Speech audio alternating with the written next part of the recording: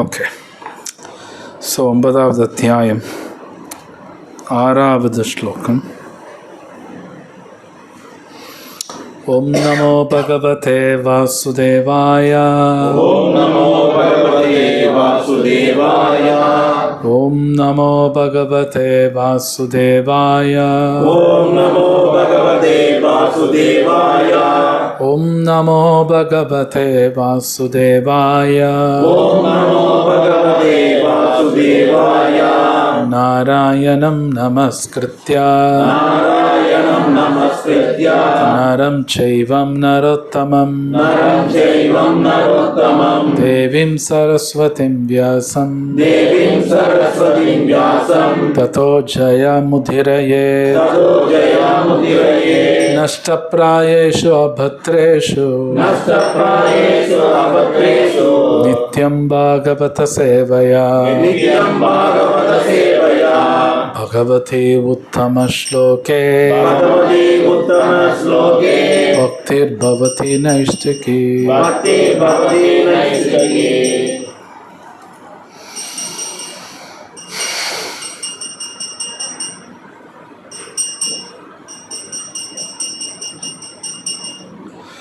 ஒன்பதாவது அத்தியாயம் 6வது ஸ்லோகம்.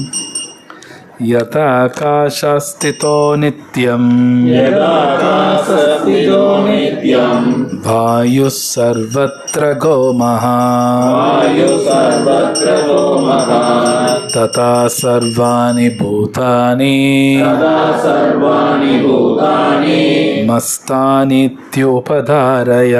மஸ்தானி உபதாரய. திருப்பி சொல்லுங்க.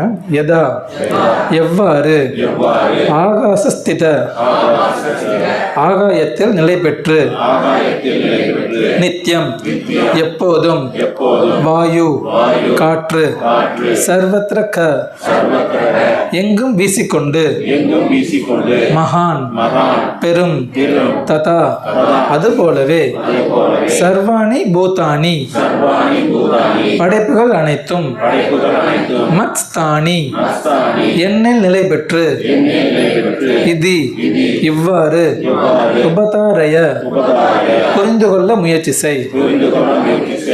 மொழிபெயர்ப்பு பொருளரை வழங்கியவர் ஏசி பக்திவேதாந்த சுவாமி ஸ்ரீல பிரபுபாத். ஜெய் ஸ்ரீல பிரபுபாத் கி. மொழிபெயர்ப்பு.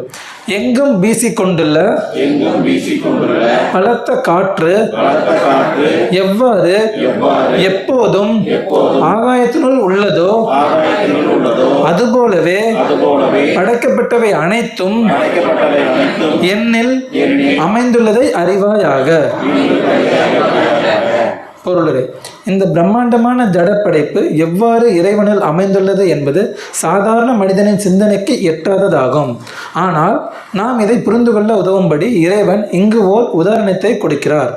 நாம் காணக்கூடிய தோற்றங்களில் மிக பெரியது ஆகாயமே. அந்த ஆகாயத்தினுள் உள்ள மிகப்பெரிய பிரபஞ்ச தோற்றம் காற்று. காற்றின் அசைவுகளே அனைத்து அசைவுகளையும் உண்டாக்குகின்றன. காற்று பிரம்மாண்டமாக உள்ள போதிலும் அது ஆகாயத்தினுள் அமைந்துள்ளது. ஆகாயத்தின் எல்லைகளை தாண்டுவதில்லை. அதுபோல அற்புதமான பிரபஞ்ச தோற்றம் முழுவதும் இறைவனின் பரம இச்சையாலேயே இயங்குகின்றன. அனைத்தும் அவரது பரம இச்சைக்கு கட்டுப்பட்டுள்ளன. பரமபுருஷ பகவானின் விருப்பமின்றி ஒரு புல்லும் அசையாது என்பதை அனைவரும் அறிவர். எல்லாம் அவரது விருப்பப்படியே நடக்கின்றன. அவரது விருப்பப்படியே அனைத்தும் படைக்கப்படுகின்றன, அனைத்தும் காக்கப்படுகின்றன, அனைத்தும் அழிக்கப்படுகின்றன. இருப்பினும் அவர் அனைத்திலிருந்தும் விலகி இருக்கிறார். காற்றின் செயல்களிலிருந்து ஆகாயம் தனித்து விளங்குவதை போல. முடிஞ்சு பேர முடிஞ்சது. ஓகே.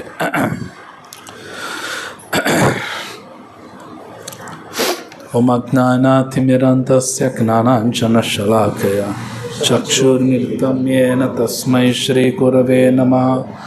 ஸ்ரீ சைத்தன்ய மனோபீஷ்டம் ஸ்தாபிதம் யேன பூதலே ஸ்வயம் ரூபகதா மஹ்யம் ததாதி ஸ்வபதாந்திகம். வந்தேஹம் ஸ்ரீ குரு ஸ்ரீயுதாபதகம்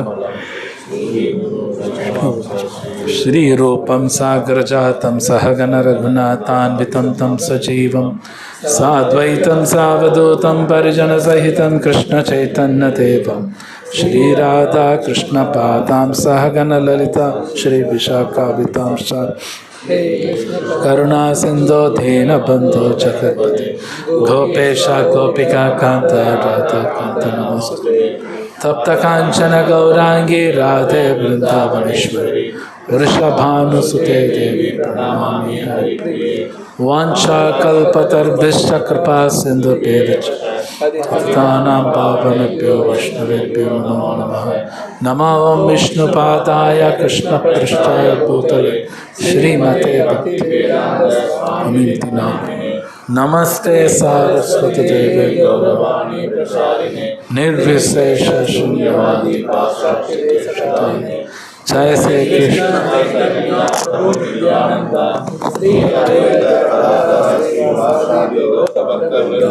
हरे कृष्णा कृष्णा कृष्णा हरे हरे हरे राम राम राम हरे हरे।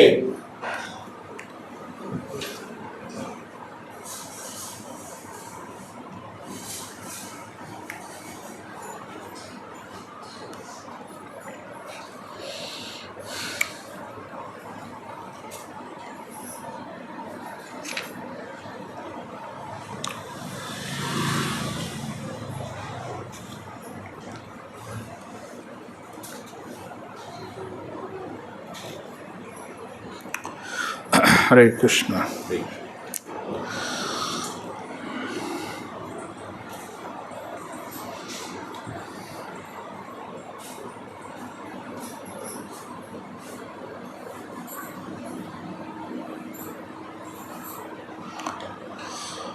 ஸோ பார்த்தீங்கன்னா போன வாரம் 2-3 ஸ்லோகம் பார்க்கும் பொழுது கிருஷ்ணர் ஒரு விஷயம் பகவத்கீதையில் பல இடத்துல சொல்கிறார். இந்த மொத்த உலகம் அவரை நம்பித்தான் இருக்குது, அவரை சான்று தான் இருக்குன்னு சொல்லிட்டு இருக்கார். இந்த உலகத்தில் நம்ம எல்லாருக்கும் ஒரு பெரிய பிரச்சனை என்ன அப்படின்னா, நம்ம வாழ்க்கையில் எத்தனையோ விஷயங்கள் செய்கிறோம், எல்லாமே நான் தான் செய்கிறேன் அப்படிங்கிற எண்ணம் நம்ம எல்லாத்துக்கும் இருக்குது. நம்ம எல்லாத்துக்கும் அது இருக்குது, இல்லைன்னு கிடையாது. இப்போ பணம் சம்பாதிக்கிறேன், நான் நல்லா பணம் சம்பாதிக்கிறேன், இப்போதும் அப்படி தான் பேசுவோம்.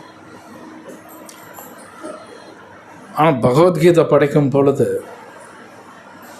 கிருஷ்ணர் எப்படி சொல்கிறார் அப்படின்னா, ஒருத்தர் பணம் சம்பாதிக்கிறார் அப்படின்னா பகவானோட சாங்ஷன் இல்லாமல் அவன் சம்பாதிக்க முடியாதுன்னு கிருஷ்ணர் சொல்கிறார். கிருஷ்ணர் ரொம்ப அழகாக சொல்கிறார். அவரே சொல்ல, என்னோட சாங்ஷனும் நீ சம்பாதிக்க முடியாது. ஸோ இதில் நாம் தெரிஞ்சுக்க வேண்டியது என்ன அப்படின்னா, ஒரு விஷயம், இந்த உலகத்தில் எந்த காரியம் நடக்கும்னாலும் பகவானோட சாங்ஷனிங் தேவை, அவ்வளோதான். அவர் சாங்ஷன் பண்ணாமல் எதுவும் நடக்காது. மேபி நான் உட்காந்து ரொம்ப பிளான் பண்ணி நான் செஞ்சால் கூட சம்டைம் ஃபெயில் ஆகிடும். அது எல்லாருக்கும் அந்த எக்ஸ்பீரியன்ஸ் இருக்கலாம். ரொம்ப பிளான் பண்ணுவோம், ஆனால் சம்டைம் நடக்காது. ஏன் நடக்கலைன்னா கிருஷ்ணர் சாங்ஷன் பண்ணல. ஸோ பகவத்கீதையில் கிருஷ்ணா இந்த உலகம் எப்படி இயங்குதுன்னு பேசுகிறார். அது ரொம்ப முக்கியம், நம்ம தெரிஞ்சுக்கிட்டே ஆகணும். இன்றைக்கி ஸ்கூலில் காலேஜில் இந்த உலகம் எப்படி இயங்குதுன்னு சொல்லித்தராங்க, ஆனால் அதில் கொஞ்சம் தப்பும் சொல்லி கொடுத்துட்றாங்க. முழுசாக ஒழுங்காக சொல்லித்தரதில்ல. ஆனால் கிருஷ்ணர் அது பேசுகிறார், இந்த உலகம் எப்படி இயங்குதுன்னு. சில பேர் கேள்வி கேட்கலாம், இது நான் தெரிஞ்சுக்கணுமா அப்படின்னு சில பேர் கேள்வி கேட்கலாம். இந்த உலகம் எப்படி இயங்குனேன்னு அது பாடு இயங்கிட்டு இருக்கு, எனக்கு என்ன. உலகம் எப்படி இயங்குது அப்படின்னா அது நாம் ஏன் தெரிஞ்சுக்கணும்னா, அது தெரிஞ்சுக்கிட்டா தான் நான் ஏன் கஷ்டப்படுறேன், நான் ஏன் சந்தோஷப்படுறேங்கிறது தெரியும். இன்னும் தெரியாது, நமக்கு தெரியாது. இந்த உலகம் இயங்கிறது கண்டிப்பாக தெரிஞ்சுக்கணும். கிருஷ்ணர் பேசுகிறார், ரொம்ப ரொம்ப முக்கியம். அவரோட சக்திகள் எப்படி வேலை பண்ணுது. இன்னொரு என்னென்னா, ஏன் தெரிஞ்சுக்கணும், இன்னொரு காரணம், அது நல்லா புரிஞ்சுக்கிட்டா தான் நமக்கு அடக்கமாக இருக்கும். இல்லை அந்த அடக்கம்லாம் வராது. அடக்கம் வரலின்னு என்ன ஆகும்னா, பகவான் நாம சொல்ல முடியாது. நம்ம டெய்லி காலையில் மங்களார்த்தியில் சிக்ஷாஷ்டகம் சொல்லுவோம். அது 3வது ஸ்லோகம். என்னது 3வது? அமானினா மானதேனா. அது நடக்காது. சைத்தன்ய மகாபிரபு சொல்கிறார், அடக்கமாக இருக்கிறவங்க தான் இந்த பகவான் நாமா சொல்ல முடியும்னு அவரே சொல்கிறார். இல்லை நாமா சொல்ல முடியாது நம்மளால். அந்த நாமா சொல்லலின்னு வைங்க, புத்தி கெட்டு போயிடும். நாமா சொல்லி ஆகும். ஸோ இப்போ சாண்டிங் வெரி இம்பார்ட்டன்ட். சாண்டிங் நல்லா பண்ணால் அடக்கமாக இருக்கணும். அடக்கமாக இருக்குன்னா எல்லாம் புரிஞ்சால் தான் அடக்கமாக இருப்பான். எதுவும் புரியலன்னு வைங்க, பைத்தியக்காரனோட சுற்றிட்டு இருப்பான். இப்போ உதாரணத்துக்கு ஜஸ்ட் ஒரு உதாரணம் சொல்கிறேன். எப்பேற்பட்ட ஆளாக இருந்தாலும் சரி, கோர்ட்டுக்கு போனால் அடங்கி இருக்கும். கோர்ட்டு இருக்கு இல்லையா, அங்கே போனால் அவன் எப்பேற்பட்டவனாக இருக்கலாம், அடங்கி இருக்கும். அங்கே கொஞ்சம் அப்படி இப்படின்னான்னு சொன்னவங்க முடிச்சுக்குவான்.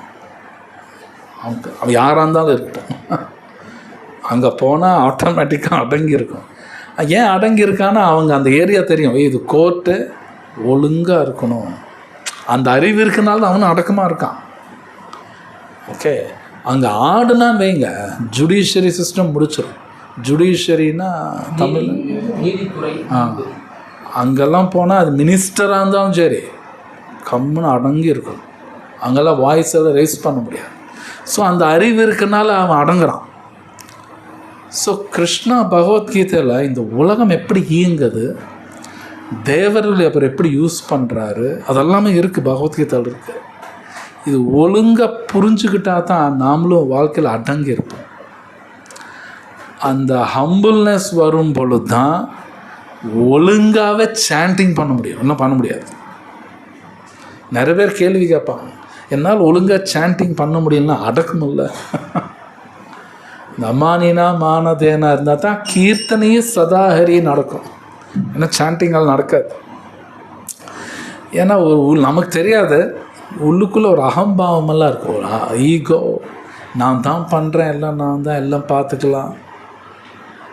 அது இருக்கிற வரைக்கும் அந்த கீர்த்தனையே சதாஹரி, சதானா ஆல்வேஸ், எப்பொழுதுமே அது நடக்காது. அது நடக்காது. நல்லா புரிஞ்சால் தான் எப்போவுமே ஹரிநாமா சொல்ல முடியும்.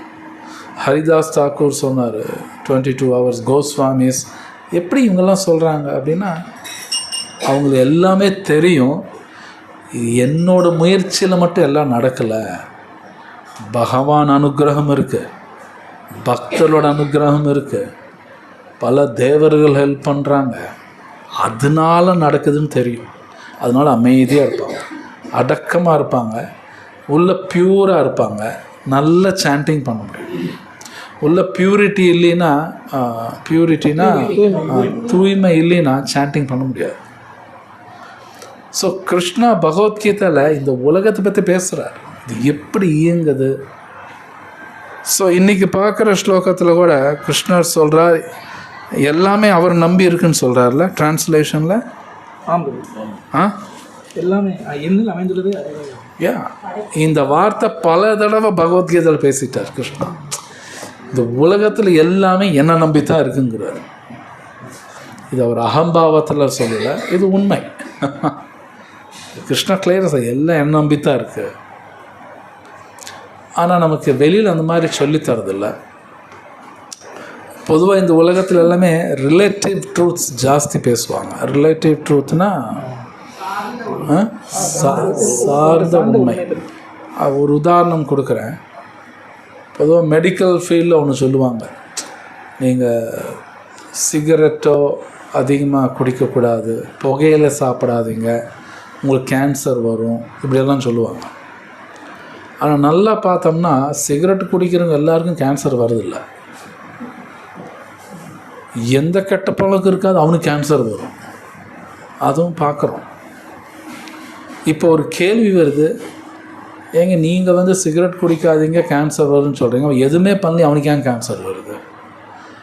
இது யாரும் பெருசாக பேச மாட்டாங்க வெளியில், அப்படியே விட்டுடுவாங்க.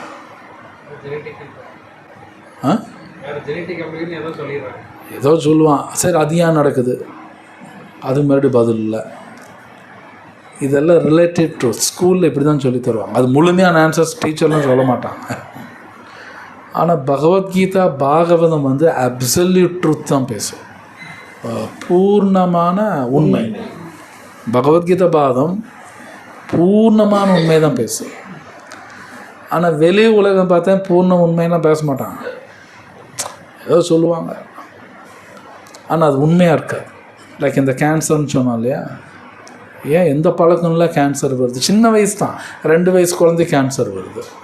அதுக்கு ஒரு கெட்ட பழக்கம் இருக்காது. ஏன் வருதுன்னா சொல்ல தெரியாது. ஸோ பகவத்கீதா பாகவதம் படித்தோம்னா கேன்சர் வருதுன்னா ஒருத்தருக்கு சிம்பிள், கிருஷ்ணா தான் வர வச்சார், இதுதான் ஆன்சர், முடிஞ்சது. எனக்கு கேன்சர் கிருஷ்ணா தான் வர வச்சார்னா ஆமாம், அதுதான் உண்மை, இதுதான் உண்மை. ஆனால் அதுக்கு காரணம் கிருஷ்ணா கிடையாது. அது பகவத்கீதை படித்தா தான் புரியும். கிருஷ்ணா சாங்ஷன் பண்ணாமல் கேன்சர் வராது. ஆனால் அந்த கேன்சருக்கு காரணம் கிருஷ்ணா கிடையாது. அது கிருஷ்ணர் பகவத்கீதையில் சொல்கிறார், அது நான் காரணம் கிடையாதுங்கிறார். ஏன்னா அவன் கர்மா இருக்கு, நான் கொடுத்தான். சம்டைம்ஸ் ஜட்ஜு வந்து தூக்கு தண்டனை கொடுப்பாரு, அதுக்காக அவன் சாகிறதுக்கு ஜட்ஜு காரணம் கிடையாது. தூக்கு தண்டனை அவர் தான் கொடுக்குறாரு, ஆனால் அவன் சாகிறதுக்கு காரணம் ஜட்ஜு கிடையாது. அது அவரோட டியூட்டி அவர் பண்ணுறார். ஆனால் ஜட்ஜு தான் தீர்ப்பு கொடுக்குறார். அது மாதிரி கிருஷ்ணா அவரை நம்பித்தான் எல்லாமே நடந்துட்டுருக்கு. அவர் நம்பித்தான் எல்லாம் நடக்குது. அவர் இல்லை எதுவும் இயங்காது. இது கிருஷ்ணர் வந்து பகவத்கீதையில் 7வது அத்தியாயத்தில் டீட்டெயிலாக பேசுகிறார். 11வது அத்தியாயத்திலும் டீட்டெயிலில் வரும். கிருஷ்ணர் தான் யூனிவர்சல் ஃபார்ம், விஸ்வரூபம். ஏன் காட்டுறாருன்னா, கிருஷ்ணர் காட்டுறார் நான் இல்லைன்னா எதுவுமே இல்லையா பார்த்துக்கோங்கிறார். அது புரிய வைக்கிறார்.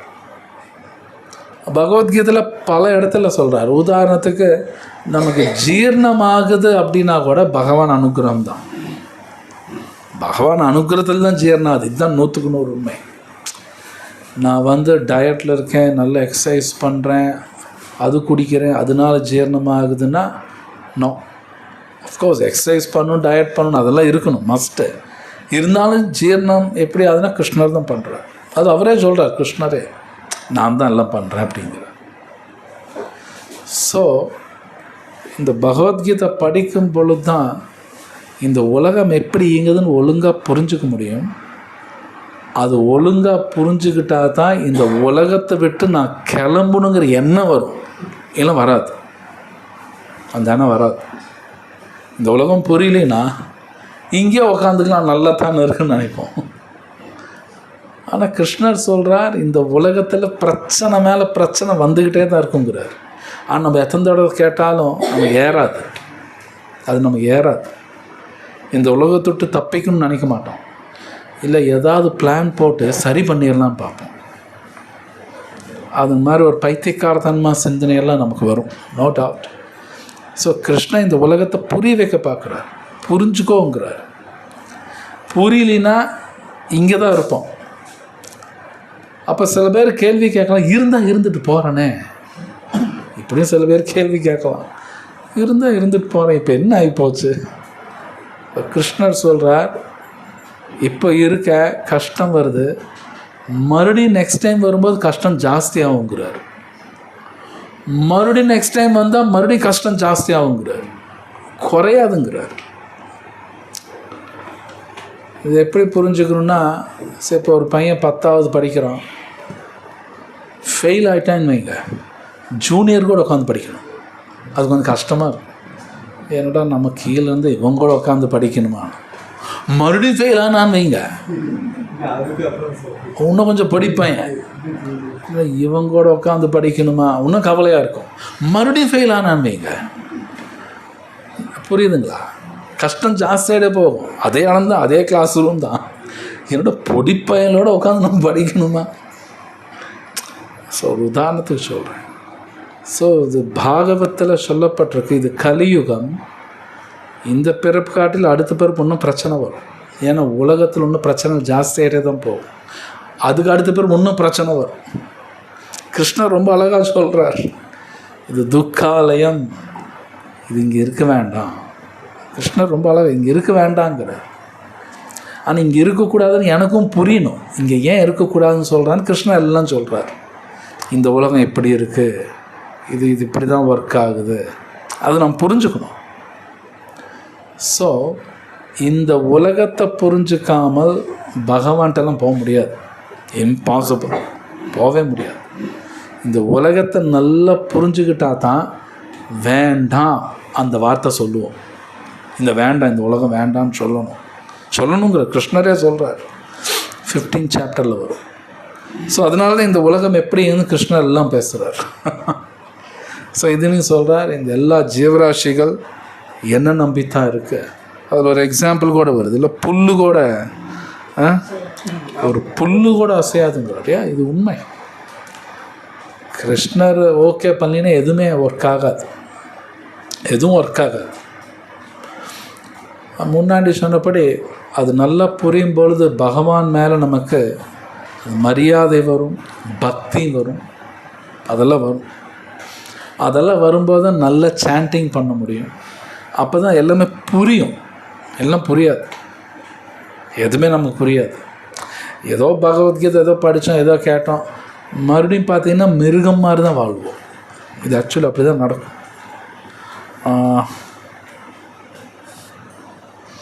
நெக்ஸ்ட் பேரை படிக்கிறேன்.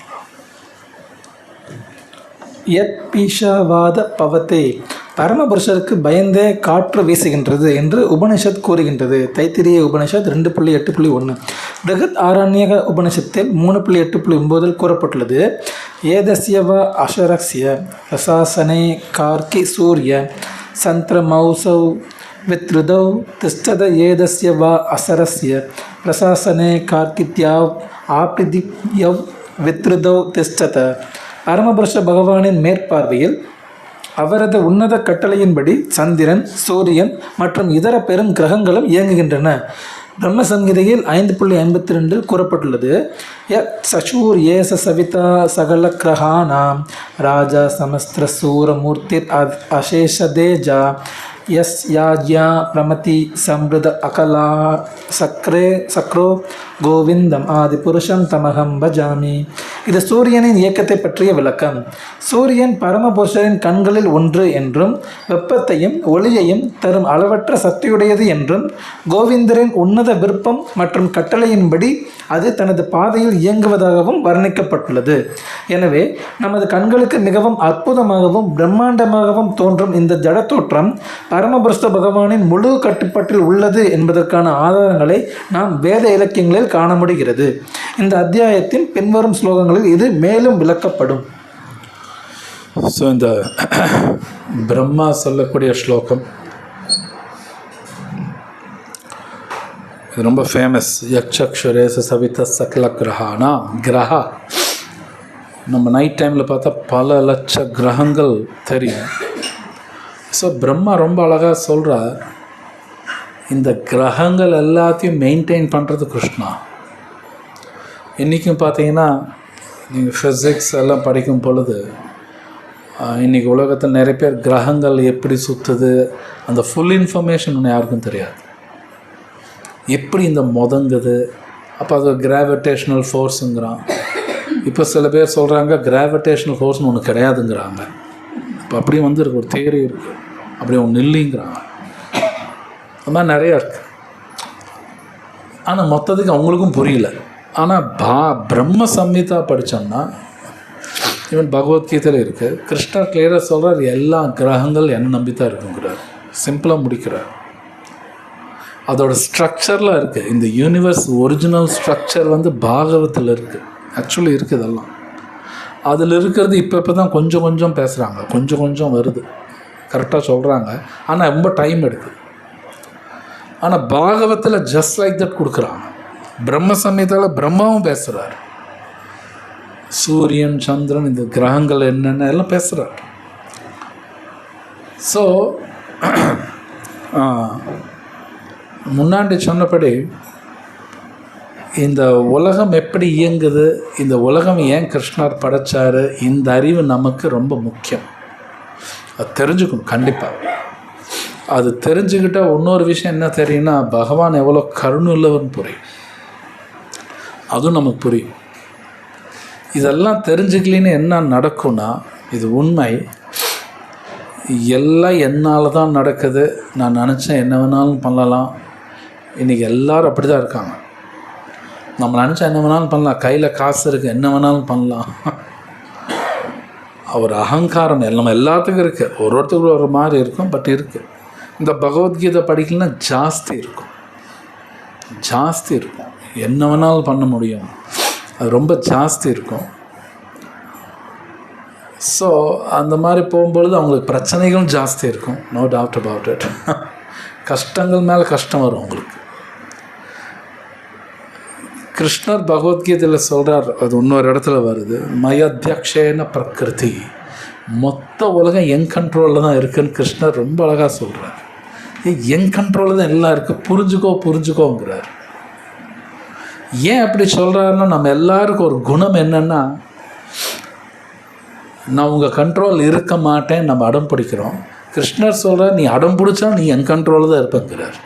அது இன்னொரு இடத்துல சொல்கிறார், நீ என்ன தான் அடம் பிடிச்சாலும் உங்கள் கண்ட்ரோல் இருக்க மாட்டேன்னு சொன்னாலும் நீ என் கண்ட்ரோலில் தான் இருப்பேன் அப்படிங்கிறார். ஜஸ்ட் லைக் சில மனிதர்கள் கவர்மெண்ட் சொன்னபடி கேட்க மாட்டாங்க. இப்போ கவர்மெண்ட் என்ன பண்ணும், அவனை தூக்கி ஜெயிலில் போடும். ஜெயிலுக்குள்ளேயும் கவர்மெண்ட்டு தான், அதோட சட்டம் தான். நீங்கள் ஜெயிலுக்கு வெளியில் ஜெயிலுக்குள்ளே ரெண்டுமே கவர்மெண்ட்டோட சட்டம் தான். ஆனால் எந்த இடத்துல கவர்மெண்ட்டோட சட்டம் கேட்கணும்னு நான் முடிவு பண்ணணும். ஜெயிலுக்குள்ளே போய் கேட்கலாமா, இல்லை ஜெயிலுக்கு வெளியிலேருந்து கேட்கலாமா, அது நாம் தான் முடிவு பண்ணணும். ஆக மொத்தம் கவர்மெண்ட்டோட சட்டம் தான்.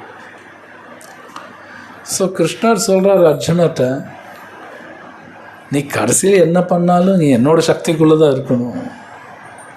அப்போ நீ முடிவு பண்ணிக்கோ, நான் சொன்னபடி கேட்குறியா, இல்லை உன் இஷ்டத்துக்கு நீ செய்கிறியா. அப்படியே நம்ம இஷ்டத்துக்கு நான் செய்யணும்னு நினச்சா கூட செய்ய முடியாதான், அதுவும் கிருஷ்ணர் சாங்ஷன் பண்ணுமா. என் இஷ்டத்துக்கு நான் செய்யணும்னு நினச்சா கூட கிருஷ்ணர் சாங்ஷன் பண்ணால் தான் அதுவும் நடக்கும், இல்லை அதுவும் நடக்காது ஆக்சுவலி. ஸோ இது ரொம்ப ஆச்சரியமான விஷயங்கள். இது நம்ம நல்லா புரிஞ்சுக்கிட்டா தான் பகவான் இருக்கார், அவர் கண்ட்ரோல் பண்ணுறார்.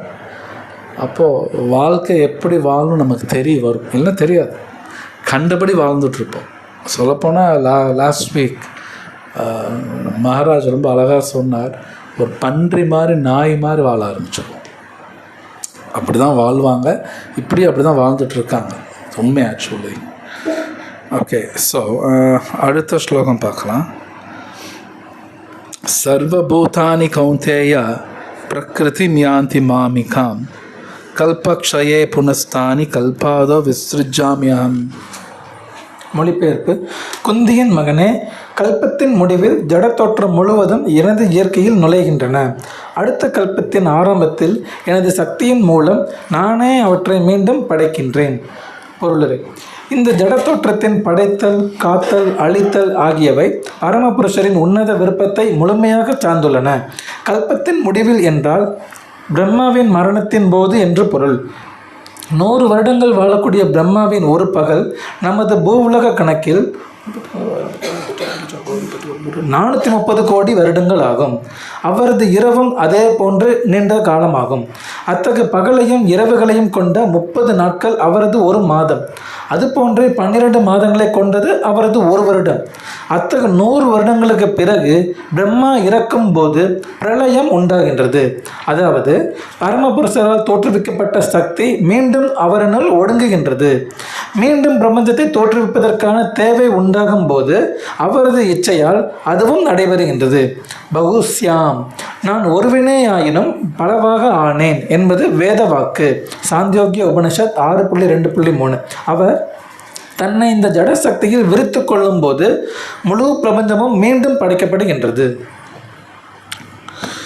ஸோ கிருஷ்ணா இந்த இடத்துல இந்த உலகம் அழியற் பற்றியும் பேச போகிறார். அப்போ நம்ம புரிஞ்சுக்கணும், இந்த உலகமே அழியுது அப்படின்னா என்னோட பொருட்கள், என்னோட புகழ் எல்லாமே போயிடும். எதுவுமே இருக்காது, எல்லாமே போயிடும். மேபி எனக்கு 100 ஏக்கர் 200 ஏக்கர் இடம் இருக்கலாம், மொத்தம் போயிடும். நான் என்னென்ன சம்பாஷணும் மொத்தம் போயிடும். ஒன்றுமே இருக்காது, நத்திங். ஸோ கிருஷ்ணர் என்ன சொல்கிறாருன்னா, எது அழிய போதோ அதை சம்பாதிக்க ட்ரை பண்ணாதங்கிறார். எது அழியவே அழியாதோ அதை சம்பாதிக்கணுங்கிறார். ஆக்சுவல் கிருஷ்ணர் சொல்கிறார், அது 2வது அத்தியாயத்தில் சொல்லிட்டார். எது எப்பவுமே அழியாதோ அதை ஏர்ன் பண்ண. ஆனால் கலியுகத்தில் இப்போ எது அழிய போதோ அதுதான் சம்பாதிக்க பார்ப்பாங்க, அதெல்லாம் நாட்டம் இருக்கும். ஆனால் எது அழியாதோ அதை ஏர்ன் பண்ணுங்கிறார். ஸோ கிருஷ்ணா கிளியராக சொல்கிறார், ஸ்வல்பமப்பேச தர்மஸ்ய திராயத்தை மகத்தோபாயாத். கிருஷ்ணர் சொல்கிறார், ஒன்று மட்டும் அழியாது, அந்த கிருஷ்ணர் சொல்கிறபடி கேட்குறோம், அந்த கிருஷ்ணர்கிட்ட செய்யக்கூடிய பக்தி அது மட்டும் அழியாது, மற்ற எல்லாமே அழிஞ்சிடும். அந்த பக்தி மட்டும் எத்தனை கோடி ஜென்மம் எடுத்தாலும் ட்ரான்ஸ்ஃபர் ஆகிட்டே இருக்கும். மற்ற எதுவும் ட்ரான்ஸ்ஃபர் ஆகாது. அது கிருஷ்ணரே சொல்லிட்டார், எதுவுமே ட்ரான்ஸ்ஃபர் ஆகாது. அந்த பக்தி பண்ணியிருக்காங்க இல்லையா, அது ட்ரான்ஸ்ஃபர் ஆகும். ஸோ மேபி இப்போது இந்த ஜென்மத்தில் நீங்கள் கிருஷ்ணருக்கு எதாவது நைவேத்தியம் பண்ணிட்டீங்கன்னா அது எத்தனை கோடி ஜென்மம் எடுத்தாலும் அது அப்படியே தான் இருக்கும், அதோட பலன் இருந்துக்கிட்டே தான் இருக்கும். ஆனால் இந்த ஜென்மத்தில் ஒரு 100 ஏக்கர் வாங்குகிறேன், அடுத்த ஜென்மத்தில் எதுவும் கிடையாது. நோ, அதெல்லாம் கிடையாது, கொடுக்க மாட்டான். பட் கிருஷ்ணர் நைவேத்தியம் பண்ணிட்டேன்னா அது ஞாபகம் வச்சுக்குவாங்க, அது மட்டும் ட்ரான்ஸ்ஃபர் ஆகும். அதனால பல நன்மைகள் அந்த ஆத்மாவுக்கு நடந்துக்கிட்டே இருக்கும். அதுதான் கிருஷ்ணர் சொல்கிறார் ஸ்வல்பா அப்படிங்கிறார். ஸ்வல்பமப்பேச தர்மஸ்ய, அந்த இடத்துல தர்மஸ்யங்கிறது பக்தி. கொஞ்சம் பண்ணால் கூட திராயத்தே மகத்தோ பயாத், எவ்வளோ பேர் டேஞ்சர் வந்தால் உன்னை காப்பாற்றிக்கிட்டே இருக்கும். தட் மீன்ஸ் ஹியூமன் பாடி மறுபடியும் கிடைக்கும். ஏன்னா பாகவத்தில் ரொம்ப பேசப்பட்டிருக்கு, இந்த ஹியூமன் பாடி வெரி ரேர். வெளியில் யார் இப்படி பேசுறதில்ல. வெளியில் கேட்டால் ஹியூமன் பீயிங்ஸ் தான் அதிகமாகிட்டே போகிறாங்கன்றான். ஆக்சுவலி உலகத்தில் ஹியூமன் பீயிங்ஸ் தான் கம்மி. இவன் கிளாஸிஃபிகேஷனில் தப்பு இருக்குது, இவங்க எப்படி புரிஞ்சுக்கல தப்பு இருக்குது. உலகத்திலேயே கம்மியாக இருக்கிறது மனுஷன்தான். இது பத்ம புராணத்தில் கிளாஸிஃபிகேஷன், தமிழ் தெரியல, வகுப்பா இந்த கிளாஸிஃபிகேஷன் சொல்லுவோம், பத்ம புராணத்தில் இருக்குது. அதில் பார்த்தா மனுஷன்தான் இருக்கிறதுல கம்மி. என்னங்க மனுஷன் லைக் 700 கோடி 800 கோடி இருக்காங்க. அப்போ சில பேர் புலி சிங்கம்லாம் அவ்வளோ இருக்கா அப்படின்னு கேட்டால் அது அப்படி கணக்கு இல்லை. அதில் 4 கால விலங்கு கணக்கு போடுவாங்க. 4 கால விலங்குன்னு கணக்கு போட்டால் மனுஷனுக்காட்ட 4 கால விலங்கு நிறையா இருக்குது. எலி எடுங்க, எத்தனை எலி இருக்குது தெரியுங்களா? இந்தியாவில் 1000 கோடி எலி இருக்குது 30 வருஷம் முன்னாடி. இன்றைக்கி எனக்கு தெரியாது. எலி இந்தியாவில் மட்டும் பல 1000 கோடி எலி இருக்குங்கிறான்.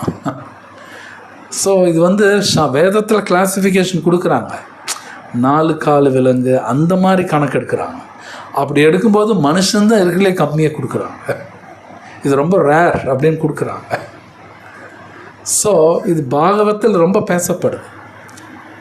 அப்போது கிருஷ்ணர் சொல்கிறார், இந்த மனித உடல் கிடைச்சிருக்கு, எது அழியாதோ அதை சம்பாதி அப்படிங்கிறார். அதை சம்பாதிக்க சொல்கிறார். அதான் பக்தி. ஏன்னா கிருஷ்ணா கிளியர் சொல்ல, அந்த பக்தின்னு வந்துருச்சுன்னா நீ என்னையே புரிஞ்சுக்குவ.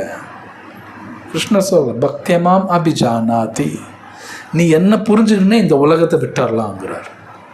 இல்லை, இந்த உலகத்தை நம்மளால் விடலாம் முடியாது, இட்ஸ் வெரி டிஃபிகல்ட். ஏன்னா இந்த உலகம் ரொம்ப கண்ணுக்கு ரொம்ப அழகாக தெரியும், நல்லா இருக்கிற மாதிரி தெரியும், இது எல்லாமே தோணும். இது நமக்கு தோணுது இல்லையா? அழகாக இருக்கிற மாதிரி தோணும், சந்தோஷம் கொடுக்குற மாதிரி தோணும். கிருஷ்ணர் இன்னொரு இடத்துல சொல்கிறார், இது உனக்கு தோணுது ஆனால் அது உண்மை இல்லைங்கிறார். அதுவும் கிருஷ்ணர் சொல்கிறார், உனக்கு தோணுது அவ்வளோதான், அது உண்மை இல்லைங்கிறார். நீயா நினச்சிக்கிற அது ஒன்று கொடுக்காதுங்கிறார். அதுவும் நமக்கும் புரிய மாட்டேங்குது. ஜஸ்ட் லைக் ஒரு குழந்தை இருக்குது, ஒரு 5 வயசு குழந்தை இருக்குன்னு வைங்க, அதுக்கு ஒரு டெடி பேர் ஒன்று வாங்கி கொடுத்தீங்கன்னா, ஒரு பொம்மை வாங்கி கொடுத்தீங்கன்னா, அந்த குழந்தை எப்படி இருக்குன்னா, அந்த பொம்மை எனக்கு சந்தோஷம் கொடுக்குன்னு நினச்சிக்கும். அது அப்படி தான் நினைக்கும். ஆனால் பெரியவங்களுக்கு தெரியும் அது ஒன்றும் கொடுக்காது, அது ஒன்றும் சந்தோஷம் கொடுக்காது. அது பெரியவங்களுக்கு தெரியும், ஆனால் குழந்தைக்கு தெரியாது. ஆனால் குழந்தை ஃபீல் பண்ணும். ஆனால் பெரியவங்களுக்கு தெரியும் அது ஒன்றும் சந்தோஷம் கொடுக்காது, அதான் நினச்சிக்குது. அது உண்மையிலே வேணும்னு அப்பா அம்மா வேணும் அந்த குழந்தைக்கு. அந்த குழந்தை மெயினாக அப்பா அம்மா வேணும், சாப்பாடு வேணும், இதுதான் வேணும். அந்த பொம்மைனால் பெருசாக பிரயோஜனம் ஒன்றும் கிடையாது. அது பெரியவங்களுக்கு புரியும், ஆனால் அந்த குழந்தைக்கு புரியாது. அந்த குழந்தை நினச்சிக்குது. அது மாதிரி நாம் எல்லாரும் நினைக்கிறோம், இந்த பொருள் சந்தோஷம் கொடுக்கும், இந்த பொருள் துக்கம் கொடுக்கும், இந்த பொருள் என்னை காப்பாற்றிடும் நானாக நினச்சிக்கிறேன். கிருஷ்ணரே சொல்கிறார், அது நீயா நினச்சிக்கிற அப்படிங்கிறார். கிருஷ்ணர் சொல்கிறார் அது. ஆனால் இது புரியுறது ரொம்ப கஷ்டமாக இருக்குது. அதனால தான் கிருஷ்ணர் சொல்கிறார், கிருஷ்ணர் வந்து சைத்தன்ய மகாபிரபுவாக வந்து இந்த நாமா சொல்லு, வேறு வழி இல்லை. ஹரே கிருஷ்ணா ஹரே கிருஷ்ணா கிருஷ்ணா கிருஷ்ணா ஹரே ஹரே, ஹரே ராமா ராம ராம ஹரே ஹரே. ஸோ என்ன ஒரு பெரிய உண்மைனா, இந்த உலகத்தில் நம்ம எல்லாரும் தப்பான கால்குலேஷன் நிறைய போட்டுக்கிட்டே இருப்போம். ஆனால் தப்பான கால்குலேஷன் போடுறது நமக்கு தெரியாது, நமக்கு தெரியவே தெரியாது. ஆனால் தப்பான கால்குலேஷன் தான் போட்டுகிட்டே இருப்பாங்க. இப்போ நீங்கள் கவர்மெண்ட்டெல்லாம் பார்த்தீங்கன்னா பிளானிங் கமிஷன் சொல்லுவாங்க. அவன் போடுற பிளானிங் கமிஷன் பூரா ஃபெயில் ஆகிட்டு தான் இருக்குது. ஒரு பிளானிங் கமிஷன் கூட அவன் நினச்ச பேர் நடக்காது. 5 இயர் பிளானிங் கமிஷன் போடுவாங்க, ஒன்று கூட ஒழுங்காக இருக்காது, எல்லாமே ஃபெயில் ஆகிட்டு தான் இருக்கும். அவன் மறுபடியும் போட்டுக்கிட்டே இருப்பான். இது ஏன் ஃபெயில் ஆச்சு, இது ஏன் நடக்கல, அவன் யோசிக்க மாட்டான். எல்லாம் ஃபெயில் ஆகிட்டே இருக்கும். சாஸ்திரம் படித்தா தான் தெரியும். பொதுவாக கவர்மெண்ட்டில் எப்படி பிளான் பண்ணுறாங்கன்னா, பகவான் அனுகிரகம் இல்லாமல் ஜனங்கள் நல்லா பார்த்துக்கணும்னு நினைக்கிறாங்க. ஆனால் அது நடக்காது. பொதுவாக அப்படி தான் பிளான் போடுவாங்க. பகவான் இல்லாமல் எல்லாத்தையும் நல்லா பார்த்துக்கணும், அது இம்பாசிபிள், அது நடக்காது. லைக் ராமராஜ்யா வேணும்பாங்க, ராமர் வேணாம்பாங்க. ராமர் இல்லாமல் ராமராஜ்யம் எப்படி கிடைக்கும்? அது கிடைக்கவே கிடைக்காது. ராமராஜ்யா வேணும்னா ராமர் வரணும், அவர் இருந்தால் தான் ராமராஜ்யா. அந்த ராமர் இல்லாமல் ராமராஜ்யா வராது. ஆனால் இப்போ அப்படி தான் பிளான் பண்ணுறாங்க. ராமரே இல்லாமல் எல்லாம் செழிப்பாக இருக்கணும், வியாதி வரக்கூடாது, நீண்ட காலம் வாழணும், அது நடக்காது. ஸோ கிருஷ்ணர் ரொம்ப அழகாக அந்த பகவத்கீதையில் அந்த விஞ்ஞானம் கொடுக்குறார். இந்த மொத்த உலகம் என்னால் தான் இயங்குதுன்னு ரொம்ப அழகாக சொல்லியும் கொடுக்குறார் கிருஷ்ணா. நம்ம உடம்புக்குள்ள என்ன நடக்குது, வெளியில் என்ன நடக்குது, எல்லாமே சொல்லித்தரார் கிருஷ்ணா. அது நம்ம புரிஞ்சுக்க மாட்டேங்கிறோம், அது நம்ம புரிஞ்சுக்கிறது இல்லை. அதனால் அகங்காரம் ஜாஸ்தி ஆகுது. அகங்காரம் வந்து என்ன ஆகுன்னு கிருஷ்ணா கிளியராக சொல்லிவிட்டு வாழ்க்கையே முடிஞ்சுட்டார். ஒரு இடத்துல வார்னிங் கொடுக்குறாரு, மச்சித்தா சர்வ துர்கானி மத் பிரசாதா தரிஷசி அதச்சத்வம் அகங்காரா நஸ்ரோஷசி வினாங்ஷசி. கிருஷ்ணர் சொல்கிறாரு, நான் இவ்வளோ தூரம் சொல்கிறேன், அகங்காரம் பிடிச்சி நான் சொன்னபடி கேட்கலன்னு லைஃபு போயிடுங்கிறார் கிருஷ்ணர் சொல்கிறார். ரொம்ப அழகாக சொல்கிறார். ஆனால் நம்ம இந்த பகவத்கீதை படிக்கலைன்னா, இது உண்மை, நம்ம தப்பான கால்குலேஷன் போடுவோம், ரொம்ப கஷ்டப்படுவோம். இதுதான் உண்மை. ஓகே, ஸோ இந்த 7th ஸ்லோகாவில் இந்த உலகம் பூரா அழியுங்கிறார். மறுபடியும் இந்த உலகம் கிரியேட்டும் பண்ணுவார். கிருஷ்ணர் சொல்கிறார், கிரியேட்டும் பண்ணுவேன். இது பாகவத்தில் ரொம்ப அழகாக பேசப்படுறது. அந்த கிரியேஷன் எப்படி நடக்கும், எப்படி பலவிதமான ஜீவராசிகள் வர்றாங்க. லைக் பார்த்திங்கன்னா பறவைகள் இருக்குது, 4 கால் விலங்கு இருக்குது, 100 கால் விலங்கு இருக்குது, தண்ணியில் வாழக்கூடிய சிலதெல்லாம் இருக்குது, பறக்கிறது இருக்குது. இதெல்லாம் எப்படி வருது, எல்லா டீட்டெயில்ஸ் இருக்குது பாகவத்தில். ரொம்ப அழகாக பேசப்படுறாங்க. ஏன் இதெல்லாம் வருது, இதெல்லாம் வெளியில் ஸ்கூல்லலாம் இப்படி சொல்லி தர மாட்டாங்க. ஆனால் ஏன் இதெல்லாம் வருதுங்கிறது அப்படிங்கிறது கபில முனிவர் ரொம்ப அழகாக பேசுகிறார். தேவஹூதிட்ட ரொம்ப அழகாக அதெல்லாம் பேசுகிறார். அதை நம்ம எல்லாம் தெரிஞ்சுக்கணும். அதுதான் ரியல் சயின்ஸ். ரியல் சயின்ஸ்னு அதுதான். ஓகே, நெக்ஸ்ட் 8th ஸ்லோகா பார்க்கலாம். பிரகிருதிம் ஸ்வாம் அவஸ்தப்ய விஸ்ருஜாமி புனః புனः பூதகிராமம் இமம் கிருஷ்ணம் அவசம் பிரகிருதிர்வசாத். மொழிபெயர்ப்பு: பிரபஞ்ச தோற்றம் முழுவதும் எனக்கு கீழ்ப்பட்டது. எனது விருப்பப்படி அது மீண்டும் மீண்டும் தானாக படைக்கப்பட்டு இறுதியில் எனது விருப்பப்படி அழிக்கப்படுகின்றது.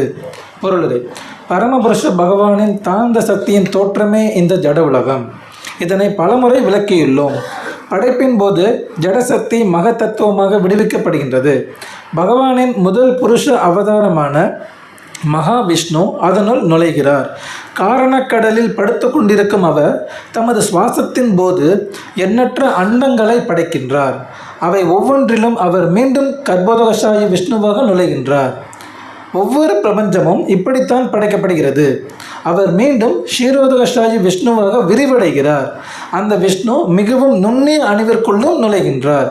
அவர் எல்லாவற்றிலும் நுழைகின்றார் என்ற இவ்வுண்மை இங்கே விளக்கப்பட்டுள்ளது. ஸோ ஆக்சுவலி இந்த பேரா நல்லா ஞாபகம் வச்சுக்கிட்டாலே ரொம்ப நல்லது நடக்கும்னு சொல்லுவாங்க. அது ஸ்லோகமே இருக்குது. விஷ்ணு ஸ்தோத்ரீனி ரூபானி, 3 விதமான விஷ்ணு இருக்காங்க.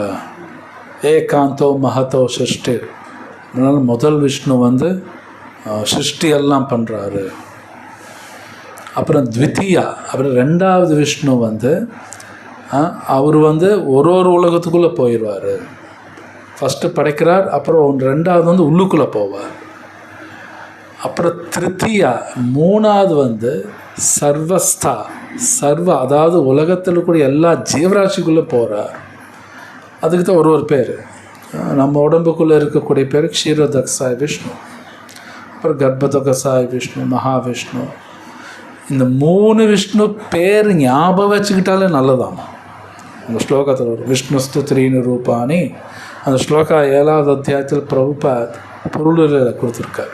ரொம்ப நல்லாயிருக்கும். அந்த 3 விஷ்ணு என்ன பண்ணுவாங்க, ஸோ அவங்க வேலைகள் என்ன பண்ணுவாங்கங்கிறது கூட இன்னும் டீட்டெயில்ஸ் பாகவத்தில் இருக்குது. இப்போ அது அடுத்த பேரா ரொம்ப முக்கியம். அது படிக்கிறீங்களா? அது ஜீவாத்மாக்களை பொறுத்தவரை அவர்கள் இந்த ஜட இயற்கையினுள் கருவூட்டப்படுகின்றனர். தமது முந்தைய செயல்களின் அடிப்படையில் பல்வேறு நிலைகளை அடைகின்றனர்.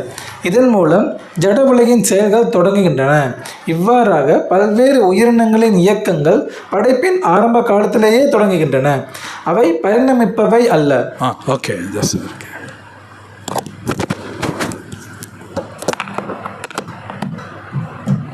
ஸோ இது பாருங்கள், பிரபுபாத் இங்கே எழுதுகிறார், எவல்யூஷன் கிடையாது, படைக்கும் போதே எல்லா ஜீவராசிகள் வந்துருச்சுங்கிறார் இல்லையா? ரொம்ப முக்கியமான பாயிண்ட். பொதுவாக இன்றைக்கி ஸ்கூலில் எப்படி படிப்பாங்கன்னா, 1லேருந்து 1 வந்தது அப்படி தான் படிக்கிறான். அதாவது பாம்புலேருந்து 1 வந்து, தவக்கலையிலேருந்து வந்தது, மனுஷன் குரங்குலேருந்து வரான், இப்படி தான் படிக்கிறான். ஆனால் அப்படி கிடையாது.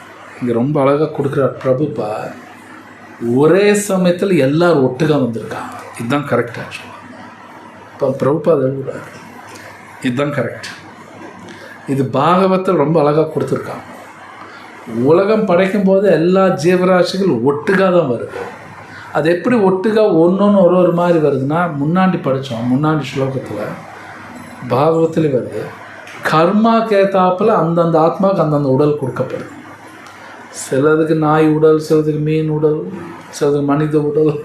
ஸோ ஒன்று வருது, ஒட்டுக்காக தான் எல்லாம் வந்துருக்கு. 1லேருந்து 1 வரல, அப்படி வரல ஆக்சுவலி. ஆனால் இன்னைக்கு ஸ்கூல்லையும் அப்படி தான் எல்லாம் படிக்கிறாங்க. ஆனால் இதுதான் கரெக்ட். பிரபுபாத் இங்கே எழுதுகிறப்ப ஒட்டுக்காக ஒரே சமயத்தில் வந்திருக்கு. நெக்ஸ்ட் படிக்கிறீங்களா? பிரபஞ்சம் படைக்கப்பட்ட போதே பல்வேறு உயிரினங்களும் உடனடியாக படைக்கப்பட்டன. மனிதர்கள், மிருகங்கள், பறவைகள் என அனைத்தும் ஒரே நேரத்தில் படைக்கப்படுகின்றன. ஏனெனில் முந்தைய பிரளயத்தின் போது குறிப்பிட்ட ஜீவாத்மாவின் விருப்பம் என்னவோ அதற்கேற்ப அவன் மீண்டும் தோன்றுகின்றான். படைப்பில் ஜீவாத்மாக்களுக்கு எவ்வித பங்கும் இல்லை என்பதை அவசம் எனும் வார்த்தை தெளிவாக குறிப்பிடுகிறது. முந்தைய படைப்பின் முந்தைய வாழ்வில் ஜீவாத்மாவின் நிலை என்னவோ அந்நிலை மீண்டும் வெளிப்படுகின்றது. அவரது விருப்பம் போதும், இவை அனைத்தும் தானாக நடந்தேறிவிடும். இதுவே பரமபுருஷ பகவானின் அச்சிந்திய சக்தி ஆகும். பற்பல உயிரினங்களை படைத்த பின் அவருக்கு உயிரினங்களுடன் எவ்வித தொடர்பும் இல்லை. பல்வேறு உயிர்வாளிகளின் விருப்பங்களை பூர்த்தி செய்வதற்காகவே இவ்வுலகம் படைக்கப்படுகிறது. எனவே இறைவன் இதில் ஈடுபடுவதில்லை. ஸோ ரொம்ப பிரபுபாத் இங்கே எழுதுகிறார், ஒரு ஆத்மா என்ன நினைக்குதோ அது தகுந்தாப்பில் உடல் கொடுக்கப்படுது. ஜஸ்ட் லைக் சில பேர் இந்த ஸ்விக்கி அமேசான் எல்லாம் ஆர்டர் பண்ணணுன்னா ஒருத்தர் பேக்கிங் பண்ணுவாங்க, வந்து டெலிவர் பண்ணுறாங்க. அது மாதிரி நான் என்ன நினைக்கிறேனோ அது தகுந்தாப்பில் உடல் தேவரெல்லாம் தயார் பண்ணுவான். ஆக்சுவலி ஸ்பீக்கிங், அஃப்கோர்ஸ் கிருஷ்ணர் சொல்லி தான் பண்ணுவாங்க. அந்த ஒர்க்கெல்லாம் தேவர்கள் பண்ணுவாங்க. உதாரணத்துக்கு பாகவத்தில் வரும், இப்போ நம்ம உடம்புல பல ஆர்கன்ஸ்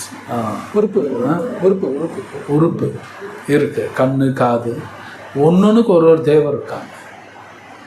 என்னோட கர்மா பிரகாரம் தான் எனக்கு காதோ கண்ணோ மூக்கெல்லாம் டிசைன் பண்ணுவாங்க. இப்போ பார்க்கலாம், சம்டைம்ஸ் மனிதர்களுக்குள்ளே சில பேர் காது ஒழுங்காக கேட்காது. அப்படின்னா காதுக்கு இன்சார்ஜ் டெமிகாட் அவர் வந்து என் கர்மா பிரகாரம் கொஞ்சம் லைட்டாக ட்விஸ்ட் பண்ணிவிட்டார், அதான் கேட்காது. சில பேர் கண்ணு தெரியாது, சில பேர் வாய் பேச முடியாது, ஒருத்தருக்கு ஒரு மாதிரி இருக்கு. அந்த தேவர்கள் அவங்க கர்மா பிரகாரம் பேக் பண்ணுவாங்க. இந்த பேக்கிங்கள் அப்படி இருக்கும். ரொம்ப ஆச்சரியமான விஷயம். இது பாகவத்தில் ரொம்ப அழகாக கொடுக்குறாங்க. கைக்கு யார், காலுக்கு யார், மனசுக்கு யார், புத்திக்கு யார், ஒருத்தருக்கு ஒரு தேவர் இன்சார்ஜ் இருக்காங்க. அவங்க கர்மா பிரகாரம் பேக்கிங் உடல் அப்படியே எல்லாம் டிசைன் பண்ணுவாங்க. ரொம்ப ஆச்சரியமான விஷயம். அண்ட் அதுதான் உண்மை கூட. இது பாகவத்தில் கொடுக்குறாங்க. ஸோ அப்போது இந்த விதின்னு ஒன்று இருக்குது. ஒன்று நம்ம ஆசைப்படுறோம் இல்லையா, ரொம்ப ஜாக்கிரதையாக இருக்கணும். நான் என்ன ஆசைப்படுறேன்னு அது தந்தாப்புல கிருஷ்ணர் பண்ணிடுவார். இது பாகவத்தில் பிரபுபாத் ஒரு இடத்துல எழுதுகிறார். பிரபுபாத் எப்படி எழுதுகிறாருன்னா, ஒரு ஜீவராசி எப்படி எந்த வரிசையில் ஆசைப்படுதோ அதே வரிசையில் கிருஷ்ணன் நிறைவேற்றுவார்.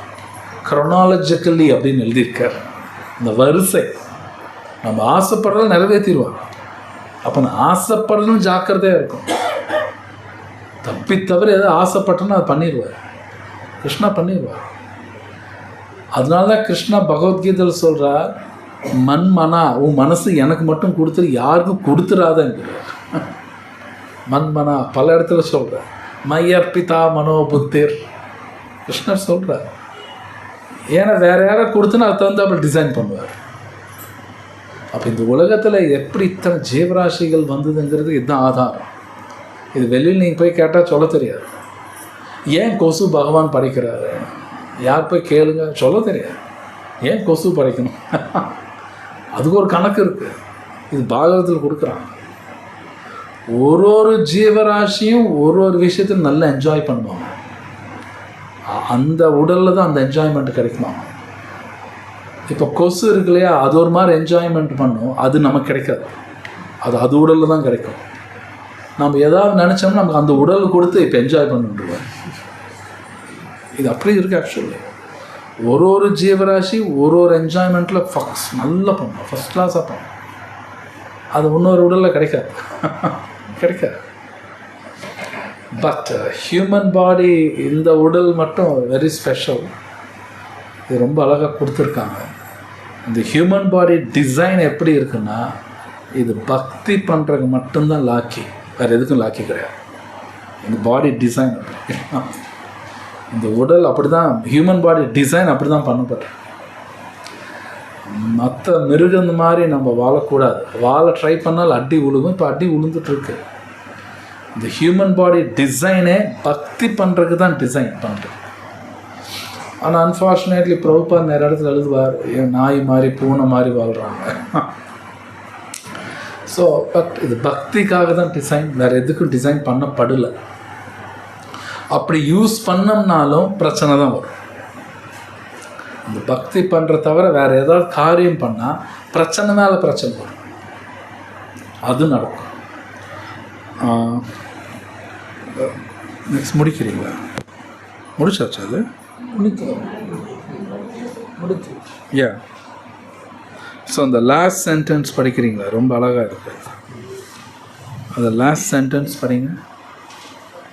பல்வேறு உயிரினங்களின் விருப்பங்களை பூர்த்தி செய்வதற்காகவே இவ்வுலகம் படைக்கப்படுகின்றது.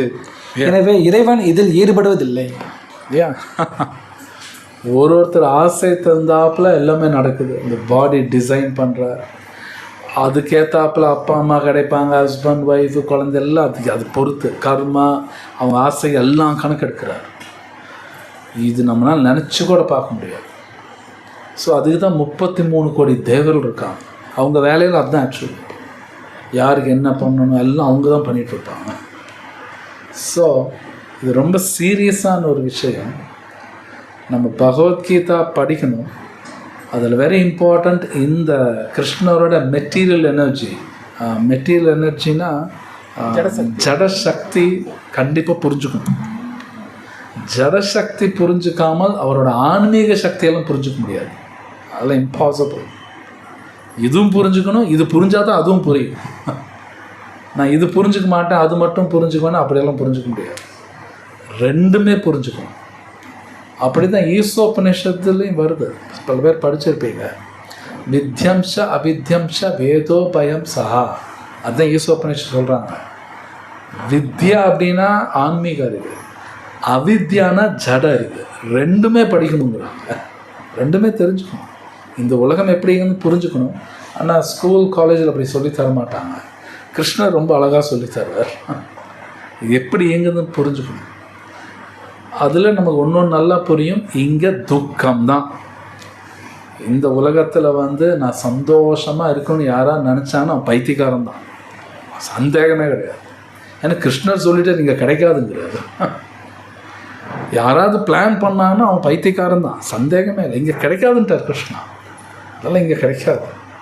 Pure devotee exception. அவர் தனியாக அவர் மட்டும் சந்தோஷமாக இருப்பார், மற்றவங்களுக்கு கிடைக்காதுன்ட்டார். துக்காலை மசாஸ்வதம். இங்கே ஏதாவது சரி பண்ணி ஏதோ ஜாதகம் பார்த்து லாட்ரி டிக்கெட் வாங்கி ஏதாவது பண்ணி சரி பண்ணிடலாம் பெரிய பைத்தியக்காரன், பெரிய பைத்தியக்காரன். ஸோ அதனால தான் கிருஷ்ணா பகவத்கீதையில் ஒரு வார்த்தை அடிக்கடி வரும். இந்த பிறப்பு இறப்பு சக்கரத்துலேருந்து தப்பிக்கணும் பார். இன்னொரு இடத்துல சொல்ல பிறப்பு இறப்பு சக்கரத்தில் மாட்டிக்குவான் அப்படின்பார். இந்த வார்த்தை வந்துக்கிட்டே இருக்கும். மிருத்யு சம்சார வர்த்தமணி இந்த வார்த்தை வரும். கிருஷ்ணர் பேசிக்கிட்டே இருப்பார். இதுலேருந்து வெளியே போயிடுங்கிறார். நாம் என்ன சொல்கிறோம், நான் போகல, நான் இங்கே இருக்கேன், எனக்கு இங்கே சந்தோஷம் கொடுன்னு கேட்குறோம். அது ஆகாது, அது நடக்காது. ஆக்சுவலி நடக்கவும் நடக்காது. ஸோ கிருஷ்ணர் சொல்ல தப்பிச்சிரு, நான் இருக்கிற இடத்துக்கு வாங்குறார். யத்கத்வா நிவர்த்தந்தே தத்தாம பரமம் மமா. ஒரு இடம் இருக்குது, அங்கே போனால் திருப்பி வர தேவையில்லை, அங்கே வா அப்படிங்கிறார். ஸோ கண்டிப்பாக இந்த உலகம் நம்ம புரிஞ்சுக்கணும். இந்த ஜடசக்தி புரிஞ்சுக்கணும். அந்த ஜடசக்தி சம்பந்தப்பட்ட விஷயங்கள் பகவத்கீதையில் பல அத்தியாயத்தில் இருக்குது, இந்த அத்தியாயத்தில் பேசப்பட்டிருக்கு. அது நம்ம புரிஞ்சுக்கணும், சும்மாலாம் விடக்கூடாது. நான் வெறும் சாண்டிங் பண்ணிகிட்டே இருப்பேன்னா கஷ்டம். ஜடசக்தி புரிஞ்சிருச்சுன்னா நல்லா சாண்டிங் பண்ணலாம், ரொம்ப நல்லா பண்ணலாம். இது புரிஞ்சுக்கணும் ஆக்சுவலி. ஸோ இங்கே நான் ஸ்டாப் பண்ணுறேன். கேள்வி இந்த கேள்வி. ஹரே கிருஷ்ணா. நிரந்தர இதுன்னு சொல்றீங்க, அதுல பக்தி பண்றது நிரந்தர. அது என்ன பக்தி பண்றதுல என்னென்ன வரும்? பக்தி பண்ணுறது புரியல, என்ன நிரந்தர அழியாதது? ஸோ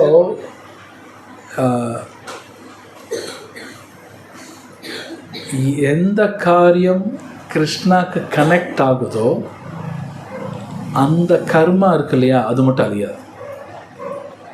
நான் ஒரு காரியம் பண்ணுறேன், அது கிருஷ்ணா கனெக்ட் ஆகிடுச்சுன்னு வைங்க, அந்த காரியத்தோட ரிசல்ட் இருக்கு இல்லையா, அது அழியாது. ஆனால் கிருஷ்ணா கனெக்ட் ஆகாத காரியங்கள் அதோட ரிசல்ட் இருக்கு இல்லையா, அழிஞ்சிடும். அதெல்லாம் அழிஞ்சிடும்.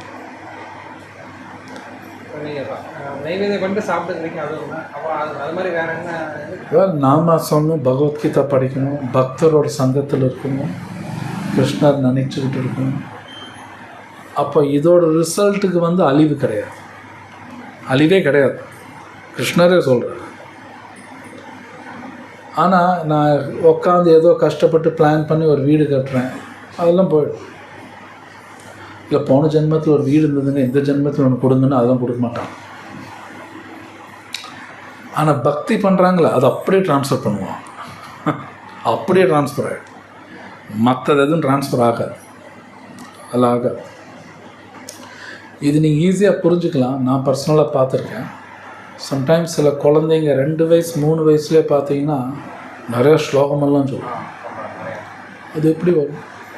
எல்லா குழந்தையும் சொல்லுமே. நிறைய பேரண்ட்ஸ் சொல்லி தருவாங்க, எல்லா பேரண்ட்ஸ் சொல்லி கொடுக்க எல்லா குழந்தையுமே சொல்லுது. சில டக்குன்னு கேட்ச் பண்ணும். அது எப்படி வருது? அப்போது பூர்வ ஜென்மத்தில் எங்கேயோ விட்டு இருக்கு, அந்த ஆத்மா எங்கேயோ விட்டு இருக்கு, அது அப்படியே ட்ரான்ஸ்ஃபர் ஆகுது. இல்லைன்னு சொல்ல முடியாது. 5 வயசு குழந்தை 700 ஸ்லோகம் அப்படியே சொல்லுது. எப்படி 5 வயசில் 700 ஸ்லோகம்? சும்மாலாம் கிடையாது. அது எப்படி டக்குன்னு வரும்? அப்போ பூர்வ ஜென்மத்தில் எங்கேயோ விட்டுருக்காங்க, அது அப்படியே கண்டினியூ ஆகுது. ஸோ பட் ஜட விஷயங்கள் அப்படி சொல்ல முடியாது. போன ஜென்மத்தை நோபல் ப்ரைஸ் வாங்கினாங்க, மறுபடியும் கிண்டர் கார்டன் தான் போனோம், மறுபடியும் கேஜி போ. நோபல் ப்ரைஸ் வாங்கியிருக்கலாம், இந்த ஜென்மத்தில் நம்ம நேராக பிஹெச்டி எல்லாம் கொடுக்கலாம், மறுபடியும் கேஜி போ, ஃபஸ்ட் ஸ்டாண்டர்ட் போ, அப்படி தான் போகணும். Good question. பகவானோட சாங்ஷன் இல்லாமல் எதுவும் நடக்காதுன்னு தெளிவாக சொல்லியிருக்கு. ஒருத்தர் தர்மப்படி வாழ்றவரை வந்து ஒருத்தன் ஏமாத்துறான் அப்படின்னா அந்த ஏமாத்துறதும் பகவானோட சாங்ஷன் தானே? ஏமாத்துறவனுக்கும் பகவான் தான் சாங்ஷன் பண்ணுறான். Yes yes. அப்போ தர்மப்படி வாழ்றோம். மேபி அவர் கர்மா ஏதோ குறைச்சிடுவார். அவர் ஏமாறலாம், கிருஷ்ணா பெரிய கர்மா சின்னதில் எடுத்துடுவார். இது பாகவத்தில் கொடுக்கப்பட்டிருக்கு. நல்ல பக்தி பண்ணுறவங்களுக்கு கிருஷ்ணா கனவு மூலமாகவும் கர்மா எடுத்துடுவார். ஒரு கனவுல பயத்தை கொடுத்து கர்மா எடுத்துடுவார். கிருஷ்ணர் பண்ணுவார், பாகவத்தில் எழுதப்பட்டிருக்கு. கிருஷ்ணா வந்து டிவோட்டிஸ் கர்மா பூரா சீக்கிரம் எடுக்க பார்ப்பார். ஸோ சம்டைம்ஸ் டிவோட்டிஸ்க்கும் ஏமாந்துருவாங்க. பட் மேபி கிருஷ்ணர் வேலை ஏமாந்து ஒரு பெரிய கர்மா எடுத்துடுவார். ஏமாத்துறான் இல்லையா, அவனுக்கு ரொம்ப பெரிய தண்டனை கிடைக்கும். ஏன்னா டிவோட்டி ஏமாத்துறான், தண்டனை ஜாஸ்தி கிடைக்கும். அது இருக்கு. கிருஷ்ணர் கணக்கு நம்ம புரிஞ்சுக்க முடியாது, அதுவும் பண்ணுவார். ஆக்சுவலி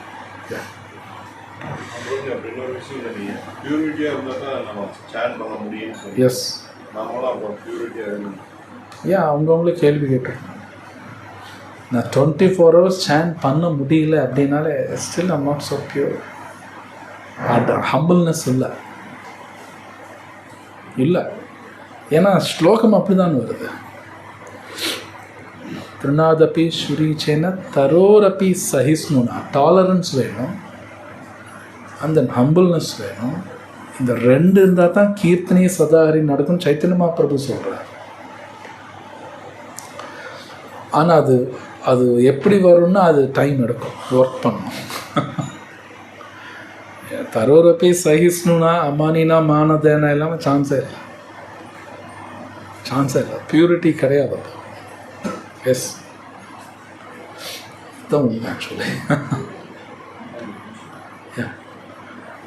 ஸோ வேறு கொஷின்ஸ்? மனிதர்களுடைய கர்மாப்படி அவங்களுடைய பிறப்பு வந்து கீழ்நிலை மேல்நிலை மாறும்னு சொல்கிறாங்க. இப்போ வந்து இருக்கிறதுலே மனிதர்கள் தான் கம்மிங்க. அப்போ மற்ற விலங்குகள்லாம் மாற்றமே அடையாத போகுது. அவங்களும் மனுஷனாக வருவாங்க, மாறுவாங்க. அவங்க மனுஷனாவாங்க, மனுஷன் மிருகமாவாங்க. அப்போ அவங்களுக்கு கர்மா எப்படி? யாருக்கு? இப்போ விலங்குகளுக்கெல்லாம் எப்படி கர்மா? விலங்குக்கு வந்து கர்மா கிடையாது. கர்மா கிடையாதுன்னா அவங்க இது உண்மை. எப்படின்னா, இப்போ ஒரு ஆத்மா குரங்கு உடம்புல இருக்குன்னு வைங்க, அந்த குரங்கு உடம்புல எத்தனை நாள் இருக்கணுமோ அத்தனை நாள் இருந்து அடுத்த உடம்புக்கு போகும், அந்த கணக்கு. பட் குரங்கு உடம்புல இருக்கும்போது அது என்ன செய்யுதோ அதுக்கு கர்மா கிடையாது. அது எத்தனையோ செய்தில்ல, கர்மா கிடையாது. அது என்னங்க அப்படின்னா, ரொம்ப ஆச்சரிய விஷயம், மனுஷனை தவிர வேற எந்த விலங்கும் தப்பே பண்ணாது.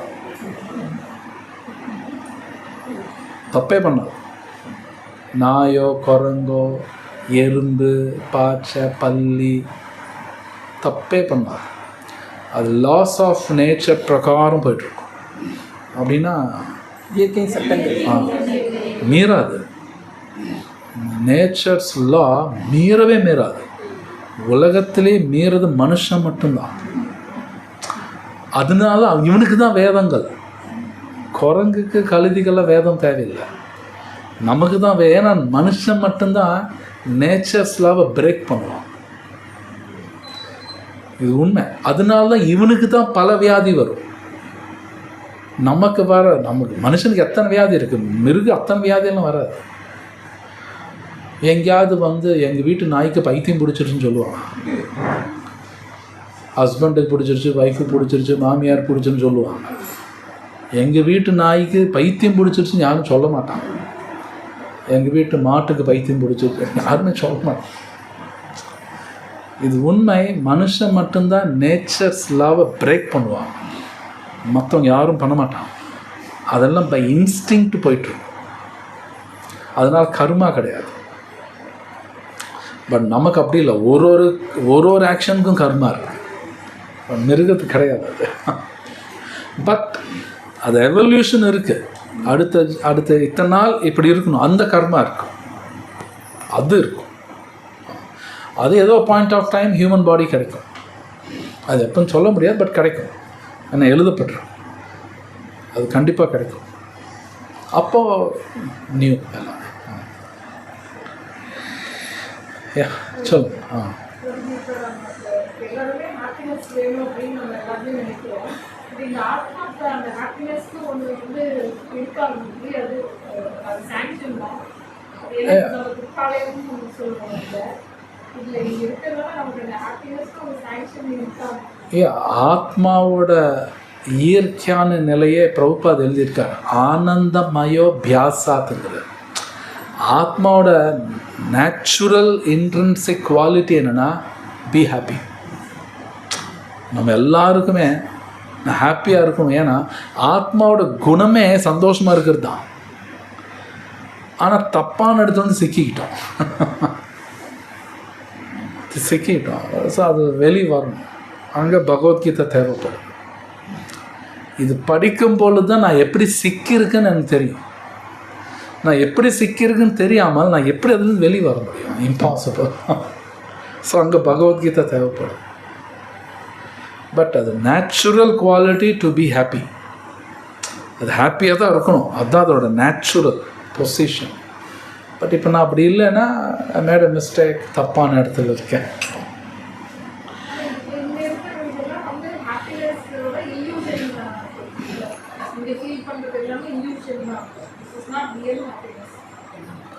ரியல் ஹாப்பினஸ்ஸே முக்குணம் தாண்டினா தான் வரும். அது வரைக்கும் ஹாப்பினஸ் எல்லாம் சும்மா கதை. லைக் அந்த ஒரு குழந்தையோ சம்டைம் நம்ம சின்ன குழந்தைங்கள்லாம் வீடியோ கேம் ஆடுவாங்க. இதில் என்னடா இருக்குதுன்னு நம்ம பெரியவங்க பேசுவாங்க. ஆனால் அதில் அவங்களுக்கு ஹாப்பினஸ் இருக்கும். ஆனால் பெரியவங்களுக்கு தெரியும் இதில் ஒன்றுமே இல்லை, அவங்களுக்கு தெரியும் ஆக்சுவலாக அது ஒன்றும் கிடையாது. ஆனால் அந்த குழந்தை அப்படியே அதில் உள்ள முழுகி அது என்னமோ சந்தோஷம் கொடுக்கும், பட் ஆக்சுவலி கொடுக்காது. கடைசியில் அந்த குழந்தை கொஞ்சம் நேரம் அம்மா பசிக்குது சாப்பாடு கொடுக்கும், இல்லை வீடியோ கேம் ஆடு சந்தோஷம் கொடுக்கணும், நீ சாப்பாடு கொடுங்க, ஃபைனலி வாண்ட் ஃபுட். இல்லை வீடியோ கேம் ஆடி சந்தோஷமாக இருந்தா அதெல்லாம் வேண்டாம், சாப்பாடு கொடு. ஸோ இது கிருஷ்ணர் செகண்ட் சாப்டர்லேயே சொல்கிறார், இந்த உலகத்தில் நானாக நினச்சிக்கிறேன் இது ஹாப்பினஸ் இது டிஸ்ட்ரெஸ்ன்னு நானாக நினச்சிக்கிறேன். இது ரெண்டுமே போய் அவன் அதர் வேர்ட்ஸ் டிஸ்ட்ரெஸ் தான் இருக்குது எல்லாமே, ஹாப்பினஸ் கிடையாது. இது ஹாப்பினஸ் கிடையாது, நானாக நினச்சிக்கிறேன். ஆனால் இது புரிஞ்சுக்கிறது ரொம்ப கஷ்டங்கிறாங்க, ரொம்ப புரிஞ்சுக்கிறது கஷ்டம். அங்கே தான் நாம தேவைப்படுது, குரு தேவைப்படுறார்.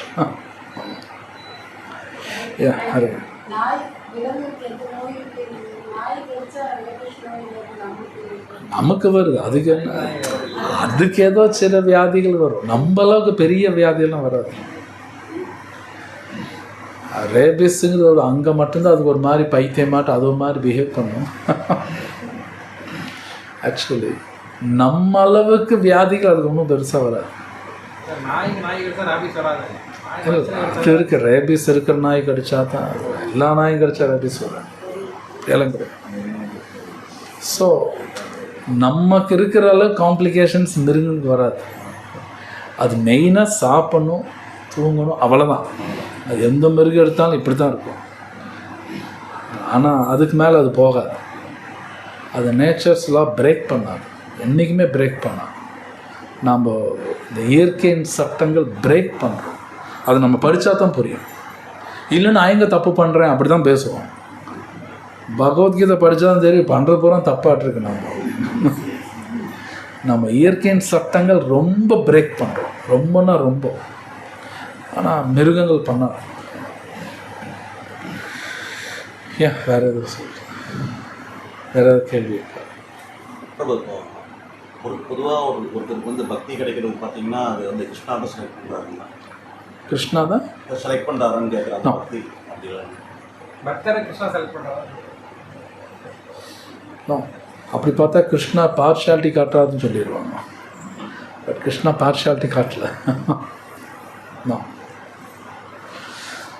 ஒரு பக்தரோட கருணையில் தான் வருவாங்க.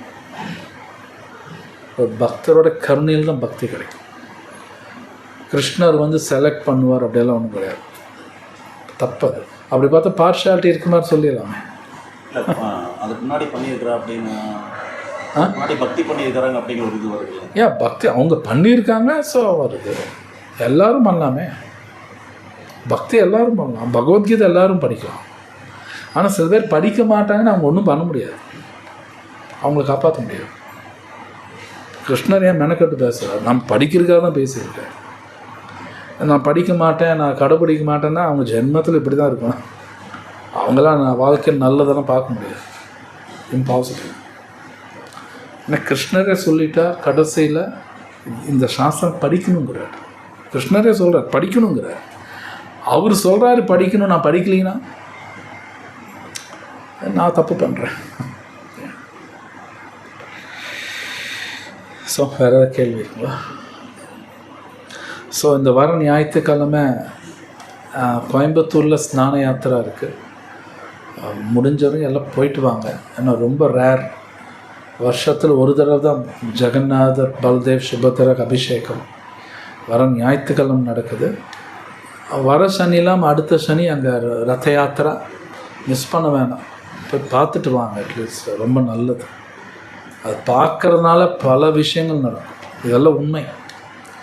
ஸோ யார் மிஸ் பண்ண வேணால் போயிட்டு வாங்க. ஹரே கிருஷ்ணா. கிரந்தராஜ் ஸ்ரீமத் பகவத்கீதா கி ஜெய், ஷில பிரபுபாத் கி ஜெய். ஹரே கிருஷ்ணா.